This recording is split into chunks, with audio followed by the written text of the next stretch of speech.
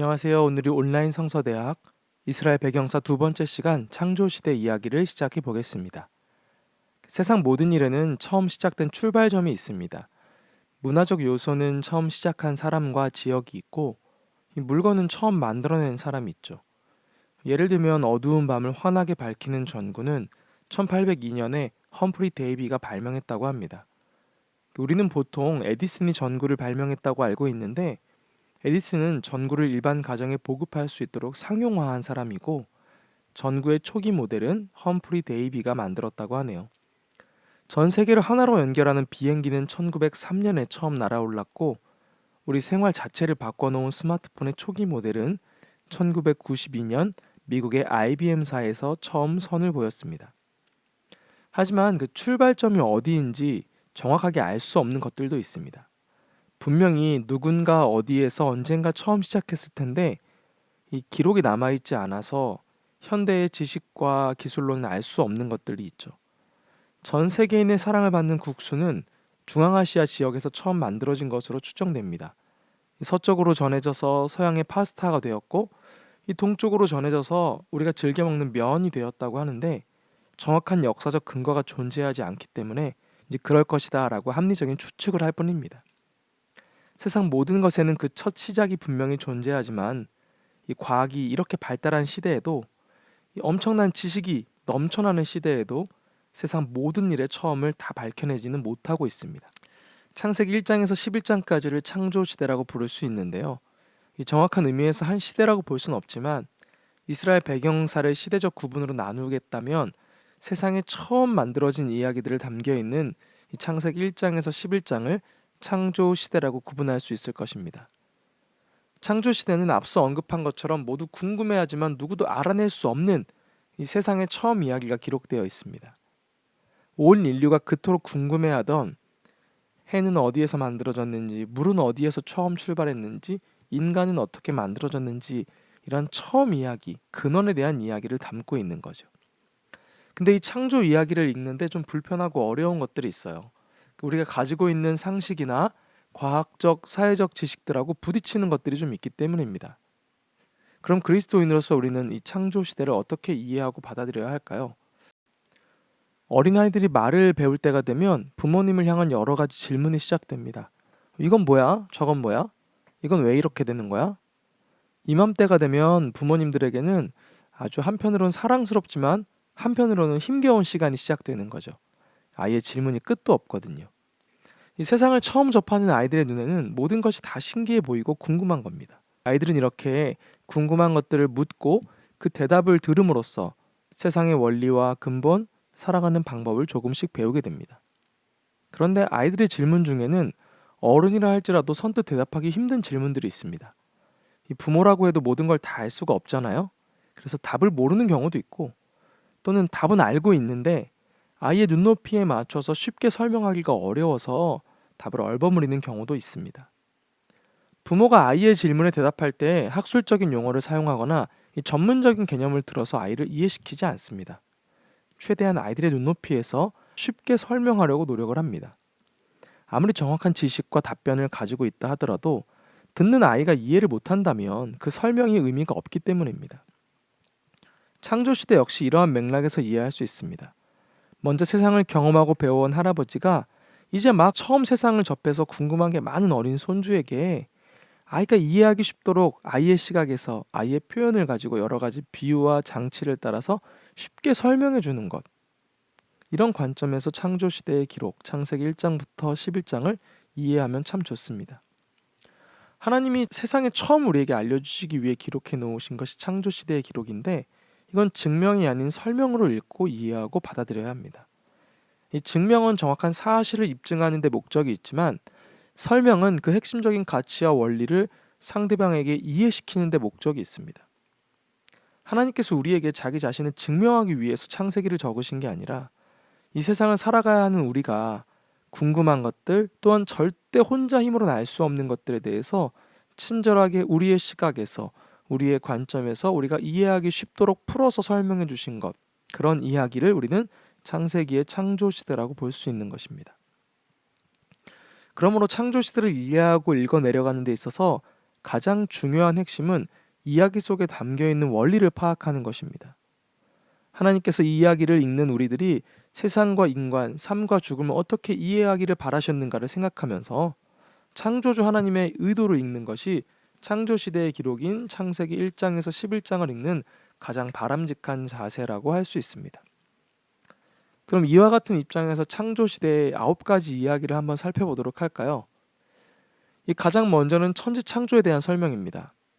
이 이야기의 핵심은 하나님께서 무에서 유를 창조하셨다입니다. 아무것도 없었던 혼돈 상태에서 하나님이 오늘날 우리가 경험하고 살아가는 이 세상의 기틀을 만들어 놓으셨다는 것, 이것이 창조의 핵심입니다. 여기는 우리를 포함한 이 세상의 모든 것이 다 하나님으로부터 출발했음을 말하고 있고, 또한 전능하신 하나님은 무에서 유를 창조하실 수 있는 엄청난 능력을 가진 분이라는 것, 마지막으로 하나님은 누군가에 의해서 만들어진 피조물이 아니라 처음부터 스스로 계신 분이라는 설명이 포함되어 있는 것입니다. 이야기의 핵심이죠. 하나님은 어떤 분인가?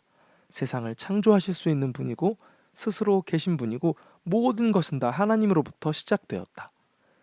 이 외에도 왜 사람은 남자와 여자로 나뉘어져 있는지, 두 다른 존재가 결혼하여 가정을 이루어야 하는지, 또한 열심히 일하고 쉼을 가져야 하는 이유와 이름에 대한 이야기, 인간이 이 땅에서 해야 될 일, 즉 창조의 목적인 생육과 번성에 대한 이야기도 여기에 담겨져 있습니다. 두 번째는 아담과 하와가 선악과를 따먹음으로써 에덴 동산에 쫓겨나는 장면인데요. 에덴 동산 이야기의 핵심은 죄입니다. 죄란 무엇인가?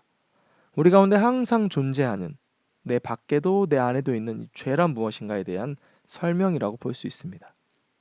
죄란 인간이 스스로 하나님처럼 되고 싶은 것, 그로 인해 하나님의 뜻을 버리고 스스로의 결정을 따르는 것이라고 정의할 수 있겠습니다. 이 시대가 변해감에 따라서 죄의 모양도 많이 바뀔 수 있잖아요. 문화도 다르고 시대적 배경도 다르기 때문에. 그래서 우리가 어떤 상황을 만났을 때 이게 죄인가 아닌가 고민하게 되는데, 에덴 동산 이야기에 담긴 핵심 가치를 보면 쉽게 판단할 수 있습니다. 내가 하나님처럼 되고 싶은가, 혹은 하나님 없이 살고 싶은가, 이것이 죄의 핵심 가치라는 거죠. 또한 죄를 짓는 과정에서 우리는 유혹이라는 걸 만나게 됩니다.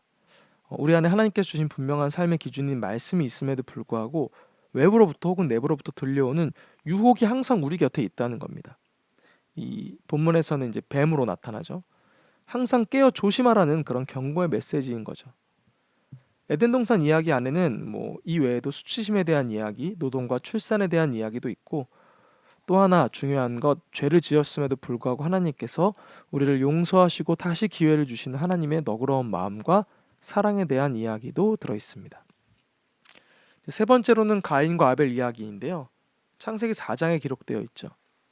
인류의 첫 번째 살인 이야기죠. 인류의 첫 번째 살인 이야기. 왜 살인이 일어났을까 보면 이 가인과 아벨 사이에 있는 갈등과 비교, 질투 이런 것들 때문입니다.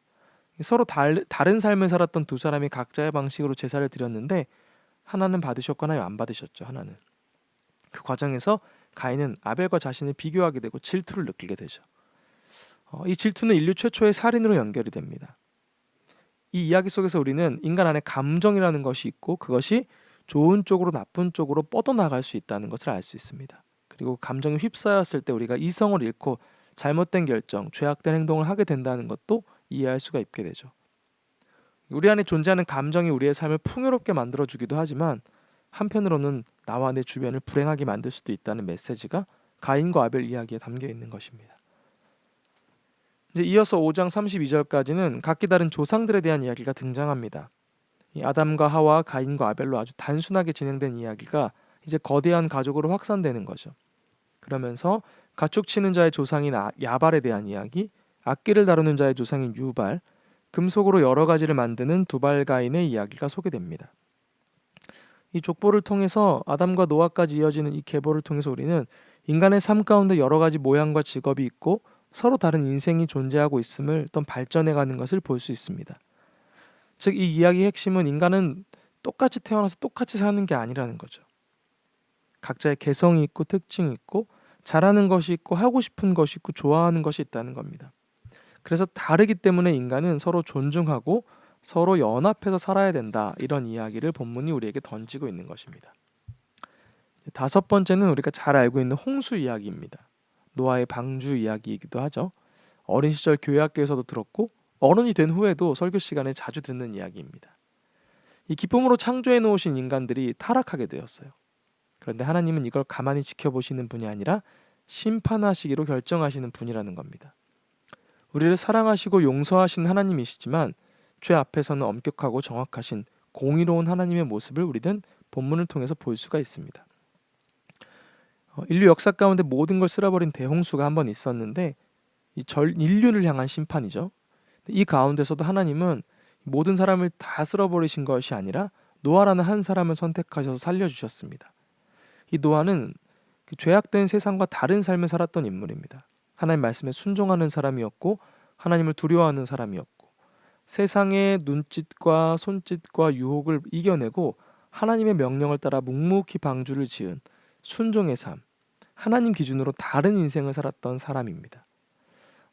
세상과 다른 길로 살아가는 것이 결코 쉽진 않지만 그 길만이 유일한 희망이고 생명이라는 것을 본문을 통해 우리는 알 수 있는 것이죠. 즉 죄악된 세상 속에서도 그리스도인은 하나님 말씀을 따라 다르게 살아야 하고 살 수 있고 그렇게 산 사람을 하나님은 기억하신다는 것, 그것이 본문이 전하는 핵심적인 원리입니다. 이제 넘어가서 6번째로 하나님의 언약, 새로운 언약에 대한 이야기인데요. 이제 살아남은 노아의 가족들과 하나님이 새로운 언약을 맺으시죠. 다시 물로 세상을 벌하지 않으시겠다. 그리고 다시 세상을 세상답게 만들어주겠다는 회복의 약속입니다. 우리 삶이 참 그렇죠. 모든 것이 무너진 것 같은 절망 가운데서도 희망이 피어나죠. 오늘 본문은 하나님께서는 결코 포기하지 않으시는 분이라는 것, 그런 하나님을 믿고 끝까지 순종의 길을 걸으면 노아처럼 다시 일어날 수 있다는 그 희망의 메시지를 우리에게 던지는 것입니다. 우리의 삶에 여러 가지 절망과 위기와 아픔이 찾아오지만 하나님을 끝까지 의지하면 하나님 결코 외면하시는 분이 아니라 희망의 줄기를 남겨놓으신 분이다. 이런 이야기를 설명해주고 계시는 것입니다.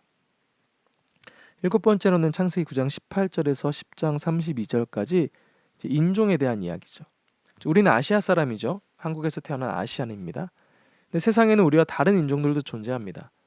전혀 달라 보이는 사람들이죠. 그런데 어떻게 한 하나님 밑에서 창조된 우리가 다른 인종이 될 수 있었을까? 그것에 대한 대답으로 오늘 노아와 그의 아들들의 이야기가 등장하는 겁니다. 노아의 세 아들은 각기 다른 인종의 조상이 됩니다. 통상적으로 셈은 황인종, 함은 흑인종, 야벳은 백인종의 조상으로 여겨집니다.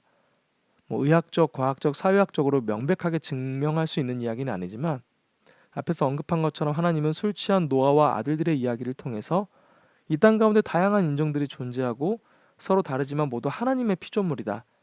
하나님께서 만드신 한 줄기이다.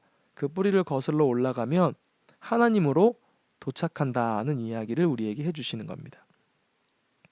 8번째로는 이제 바벨탑 사건입니다.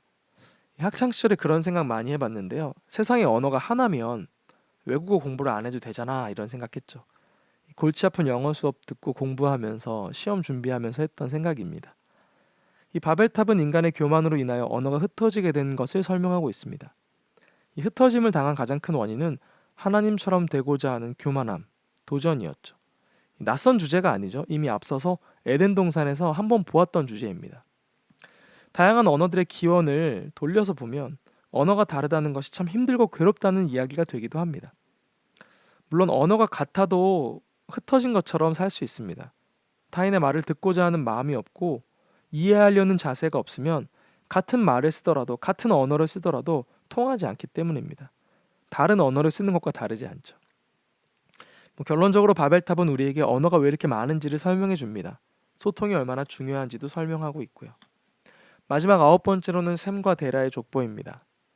셈과 데라의 족보는 사실 창조 기사라기보다는 이 다음 이야기 12장부터 시작되는 아브라함으로부터 시작된 족장의 이야기로 넘어가는 중간 다리라고 보시는 것이 더 정확합니다.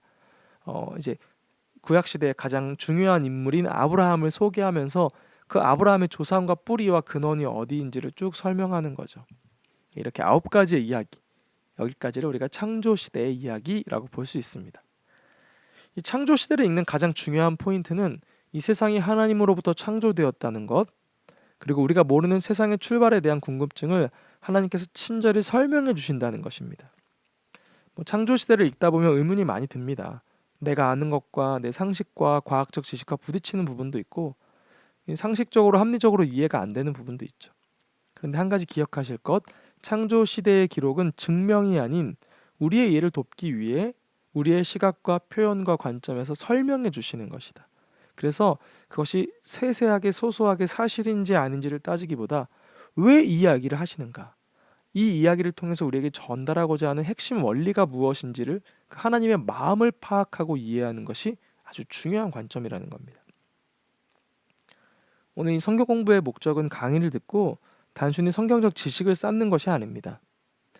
다양한 예배 가운데 내게 주시는 말씀을 잘 이해하기 위해서 나아가 내가 읽는 성경을 통해 하나님을 더욱더 잘 알아가기 위한 일종의 가이드, 보조 역할입니다. 그러니까 이 강의가 끝나면 증명이 아닌 설명의 관점에서 창세기 1장에서 11장을 다시 한번 읽어보셔야 합니다. 단순히 강의만 듣고 끝나면 이런 의견이 있구나, 이런 거구나 이렇게 이해로 끝나지만 창세기를 다시 한번 읽어보시면 은혜로 또한 감동으로 다가올 줄로 믿습니다. 지금까지 강의를 들어주셔서 감사합니다. 성경을 통해서 말씀을 통해서 살아계시고 참되신 우리 하나님을 더욱 알아가는 저와 여러분 되기를 바랍니다. 그러면 다음 시간에 뵙겠습니다. 감사합니다.